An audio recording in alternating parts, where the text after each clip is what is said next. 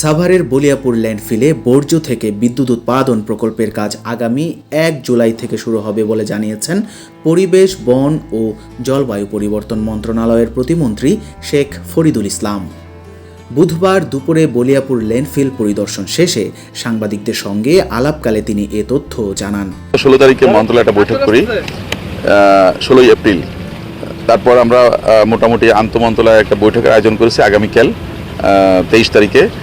এখানে আমাদের এই বিধিমালা নিয়ে কিছু ব্যাপার আছে, কারণ এখানে 2021 সালে একটা আমাদের বিধিমালা ছিল, কঠিন বর্জ্য নিয়ন্ত্রণ বিধিমালা, আরেকটা ছিল 2022 সালে আমাদের বায়ু দূষণ বিধিমালা। প্রতিমন্ত্রী বলেন, আন্তঃমন্ত্রণালয়ে বৈঠক শেষে প্রয়োজনীয় প্রক্রিয়া সম্পন্ন করে দ্রুত প্রকল্পটির কাজ শুরু করা হবে। তিনি আরও বলেন, কিছু জটিলতার কারণে এতদিন প্রকল্পটির কার্যক্রম বন্ধ ছিল, তবে নতুন সরকারের উদ্যোগে শিগগিরই সব প্রক্রিয়া শেষ করে কাজ শুরু করা হবে, যাতে করে ল্যান্ডফিল থেকে ছড়িয়ে পড়া দুর্গন্ধ থেকে এলাকাবাসী স্বস্তি পায়। এ সময় তিনি উল্লেখ করেন, ঢাকা আরিচা মহাসড়কের পাশে অবস্থিত এই ল্যান্ডফিলটি প্রায় ময়লার ভাগাড়ে পরিণত হয়েছে। এ বিষয়ে উত্তর সিটি কর্পোরেশনের সঙ্গে আলোচনা করে ল্যান্ডফিলে বর্জ্য ফেলা নিয়ন্ত্রণের বিষয়টি বিবেচনা করা হবে। এনাদের একটা আপত্তি ছিল, কারণ এখানে যে বার্ন করা হবে, যেটা আর কি এখানে কত ডিগ্রি সেলসিয়াসে বার্ন করা হবে সেটা নিয়ে একটা এনাদের অবজারভেশন ছিল। সেটার কারণে মূলত হচ্ছে এতদিন এটা পেন্ডিং ছিল এই বিধিমালাটা কারেকশনের ব্যাপারে।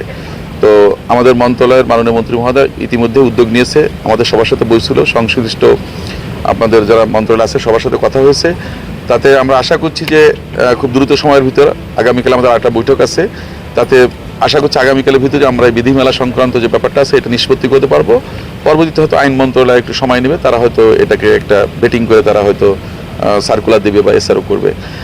আর এখানে এসে আমি যেটা বুঝলাম সেটা হচ্ছে যে এখন এনাদের পার্ট কাজ কমপ্লিট করা আছে, ল্যান্ড ফিলিং সহ কিছু কাজ, বাকিটা আমাদের বিধিমালা নিয়ে আগামীকাল যদি আমরা ওনাকে ওকে করতে পারি তাহলে ওনারা একটা টার্গেট নিয়ে কাজ শুরু করবে, এবং আমরা আশা করছি জুলাই মাসে হয়তো আমরা এটাকে কনস্ট্রাকশন পর্যায়ে কাজ শুরু করতে পারবো, মানে এই যে প্রজেক্ট নিয়ে আর কি। এবং ওনাদের ভাষ্য অনুযায়ী দেখা যাচ্ছে যে 1.5 বছর লাগবে হচ্ছে একটা বার্নার চালু করতে। এখানে 4টা বার্নার হবে, 750 টনের একটা করে হবে, 4টা হবে, তাতে 3000 টন পার ডে এখানে বার্ন হবে বা হ্যান্ডলিং হবে। তো সেটা আশা করা যাচ্ছে হয়তো 2 বছর 2.5 বছর লাগবে সব কিছু মিলে কমপ্লিট করতে। বাট ইনিশিয়ালি ওনারা ফার্স্ট যেটা শুরু করবে লঞ্চিং, সেটা হয়তো 18 মাসের মাথায় হয়তো এটা হয়ে যাবে। তিনি বলেন, প্রতিদিন হাজার হাজার টন বর্জ্য ফেলার কারণে আশেপাশের পরিবেশের উপর নেতিবাচক প্রভাব পড়ছে, তবে বিদ্যুৎ উৎপাদন শুরু হলে এ দুর্ভোগ অনেকাংশ কমে আসবে বলে তিনি আশাবাদ ব্যক্ত করেন। পরিদর্শনকালে পরিবেশ মন্ত্রণালয় সহ সংশ্লিষ্ট বিভিন্ন দপ্তরের ঊর্ধ্বতন কর্মকর্তারা উপস্থিত ছিলেন।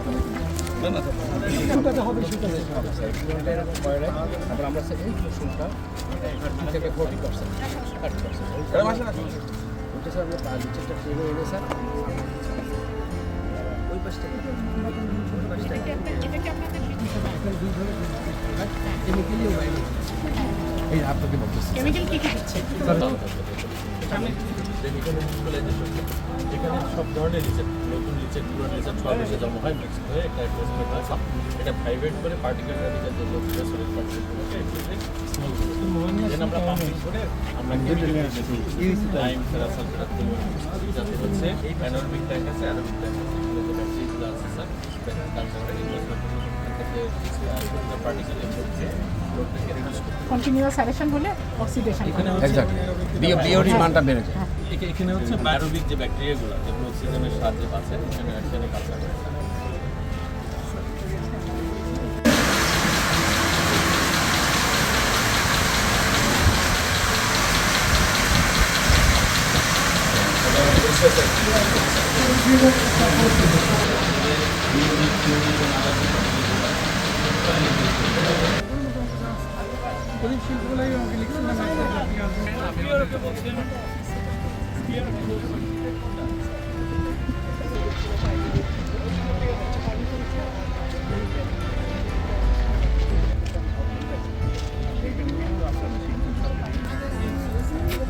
বঞ্চিত